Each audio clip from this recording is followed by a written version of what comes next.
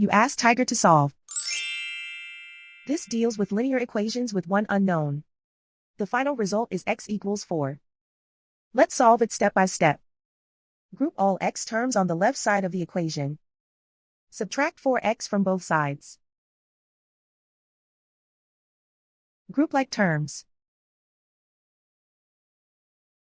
Simplify the arithmetic. Group like terms. Simplify the arithmetic.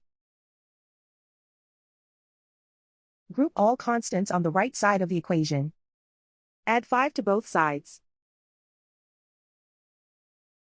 Simplify the arithmetic.